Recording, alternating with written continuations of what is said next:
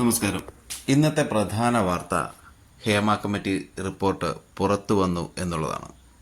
മലയാള സിനിമാരംഗം ഒന്നടങ്കം ഞെട്ടിയോ? പൊതുബോധം ഒന്നടങ്കം ഞെട്ടിയോ? ഒന്നും സംഭവിച്ചിട്ടില്ല. കാരണം ഇതെല്ലാവർക്കും അറിയാവുന്ന സംഗതിയാണ്. രാഷ്ട്രീയക്കാർക്കും സിനിമാക്കാർക്കും പൊതുജനങ്ങൾക്കും കൃത്യമായ ബോധ്യമുള്ള ഒരു സംഭവമാണ്. പക്ഷേ പണ്ടേ തുടങ്ങിയ പരിപാടി ഇപ്പോൾ അത് വളരെ കുറവാണ് എന്ന് മാത്രം. വേറൊരു കാര്യമുണ്ട്. പണ്ട് സിനിമാക്കാർക്കിടയിൽ മാത്രം സംഭവിച്ചുകൊണ്ടിരുന്ന ഇത്തരം ചൂഷണങ്ങൾ ഇന്ന് മറ്റു മേഖലകൾ എന്ന് പറയുമ്പോൾ കൃത്യമായിട്ടും പറയണം, രാഷ്ട്രീയം, മതം തുടങ്ങിയ മറ്റു മേഖലകൾ കൂടി ഇത് ബാധിച്ചിരിക്കുന്നു എന്നുള്ളതാണ് ഇതിൻ്റെ സത്യാവസ്ഥ.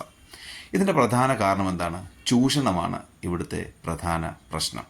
അതൊരു കുറ്റകൃത്യമാണ്, ജനവിരുദ്ധമാണ്, പുരോഗമനപരമായൊരു സമൂഹത്തിന് ചേരാത്തതാണ്. പക്ഷേ മലയാള സിനിമയിൽ മാത്രമുള്ള ഒരു പ്രത്യേക പ്രതിഭാസം വല്ലതുമാണോ ഇത്? അല്ല. ലോക സിനിമയിലുണ്ട്, ഇന്ത്യൻ സിനിമയിലുണ്ട്, മലയാള സിനിമയിലുമുണ്ട്.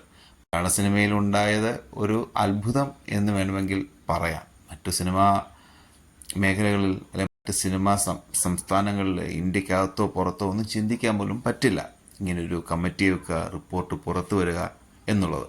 അത് നമ്മുടെ ഇങ്ങനൊരു പ്രശ്നമുണ്ടെന്ന് തന്നെ പൊതുജന ബോധ്യത്തിൽ വരികയും നമ്മളെല്ലാവരും ഒന്നിച്ച് ഇങ്ങനൊരു പ്രശ്നം ഇവിടെ നടക്കുന്നുണ്ട് എന്ന് കൈയുയർത്തി പറയുകയും ചെയ്യുന്നതിന് തുല്യമാണ് ഈ റിപ്പോർട്ട് പുറത്തു വന്നത്.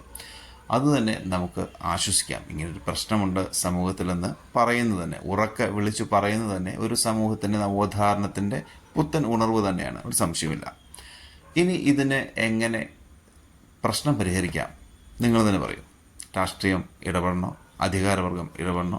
അതോ സിനിമാക്കാർ തന്നെ വിചാരിച്ച് ഈ പ്രശ്നങ്ങളൊക്കെ പരിഹരിക്കപ്പെടുമോ? ഒരു കാര്യം ഉറപ്പാണ്, പ്രശ്നമുണ്ടെങ്കിൽ അതിന് പരിഹാരമുണ്ട്. ഇന്നോ നാളെയോ പെട്ടെന്ന് പരിഹരിക്കാവുന്ന ഒരു പ്രശ്നമല്ലത്.